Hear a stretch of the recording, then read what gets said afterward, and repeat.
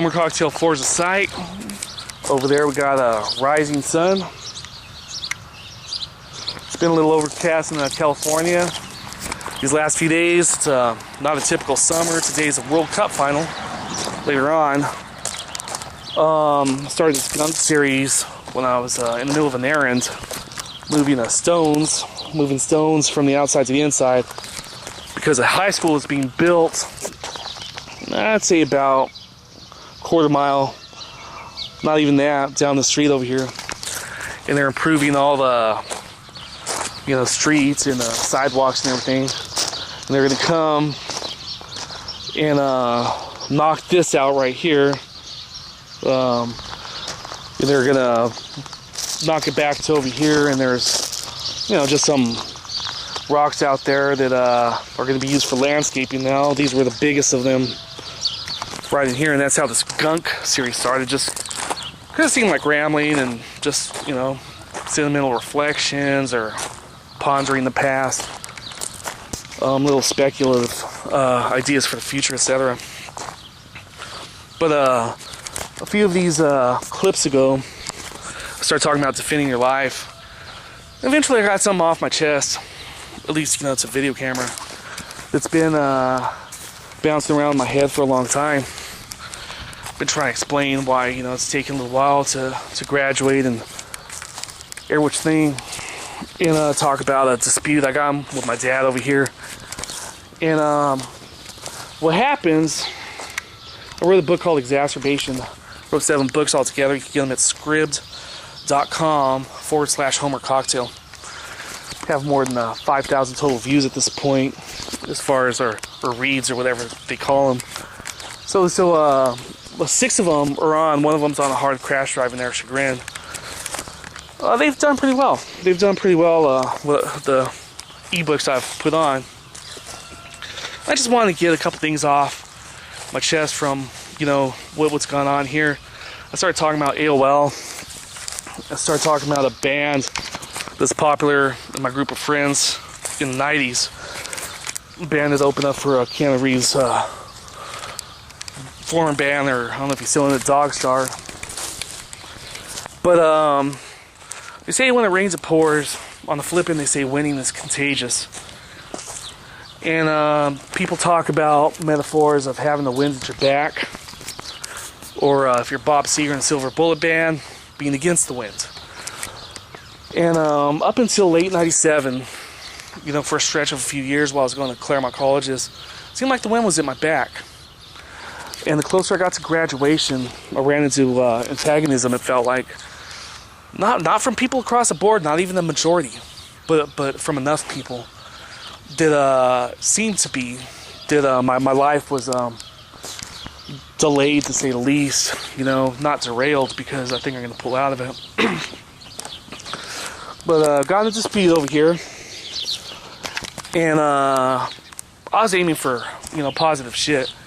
I was gonna mention, I mentioned another piece. I want to have guitar lessons. I used to play guitar right here, and I want to put good lessons on webcam and have a daily broadcast. That just seemed like a cool thing to do. Seeing other people that put their lives on internet and all. But out of nowhere and unexpectedly, my dad and I got in this fight right here, basically. And then after that, this is where it's a chain reaction. It's a compounded circumstance, and they say what doesn't kill you makes you stronger. But I tried to explain what happened on online, and I didn't understand the speed of the internet at the very beginning, and how fast rumors go around, and whatever happens. I'll tell you the truth. Eventually things felt ballistic, in every which thing. I was supposed to graduate, and instead my life seemed to turn 180 degrees because of a series of events that happened there, which might have started there's no bad blood. There's no bad blood between us. There was no reason. He used to save my essays and stuff, and I was in a newspaper. He bought a shitload of papers. It was April of '98 when I was featured for my service in what's called the Ontario program. My host father passed away, and San Bernardino Sun did a write-up. But unexpectedly, at least to me, we got in this fight. And instead of the vibe being, we're talking about the internet vibe, being good news and announcing, hey, I can graduate from one of Claremont colleges, maybe some applause, right? Or something from family. No, it wasn't that. Instead of that, it was, hey man, guess what happened to me today? yeah. And this, this led to that, which led to this, led to that. And here I am 12 years later, finally comfortable enough to talk about it. And one of the side things that happened there was the drummer for that band. I had a falling out with him. I'd probably never talk to him again in my life. I remained decent buddies with the guitar player, but the drummer called me up. I was just talking about my life. Like, he used to send shit to my house or my P.O. box. We used to have a P.O. box, P.O. Box 36 over there in Sierra down the street in Fontana. He used to always send me fucking shit about, hey, they're gonna play at this place, they're gonna play at that place, as far as their band. And this guy's contacted me a lot more than I've ever emailed him or sent shit to him, I'll tell you that. And then out of the blue, he had blown up once in high school. He used to hang out with me and one of my best friends, Vinny. Vinny's passed away. He passed away in '90. Used to be a good skateboarder. But out of nowhere, it seemed to be, then this guy, the drummer, calls up and says, I'm going to kick your ass if you keep contacting me. So this is insult to injury. So here I am, getting this unexpected fight because I started playing electric guitar. Running my trailer right there. Just, I had a Fender Stratocaster that I'd had for a full year and a half. Great amplifier that I wasn't using. It was just sitting there collecting dust. Basically, I was playing acoustic, and I got attacked. Music wasn't loud, and whatever happened there. But instead of having this initial great vibe with the internet, I'd had a romantic discussion with some gothic chick. I was going to Margaritaville at the time. Me and my buddies in Cucamonga. Jimmy Buffett owns a place, and that was my highlight up to that point, was being conversing with this girl that she just seemed cool or something, and that lasted like a week or two.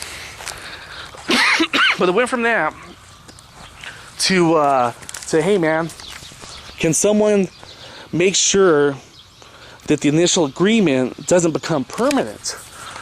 I was going to stay here on land that's been in the family for as long as it took for me to get to the colleges, which was going to be a couple of years. I'd already been another place, but no more than a couple of years. And I kind of felt, and my dad told me later, he said, you were going to leave the nest of all things. And I was mid to late 20s at the time. Well, hey man, Hispanic, my last name's Corona. Hispanic families are a little more like that, it seems, than Anglo families. I took intercultural communications while at Chafee. And this is just general stereotype.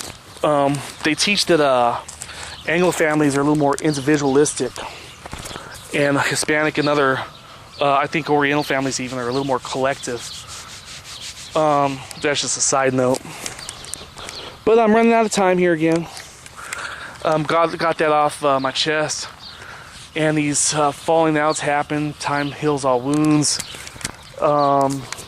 Hopefully I graduate in May of 2011 here doing everything I can to stay strong, positive, and focused on a good future.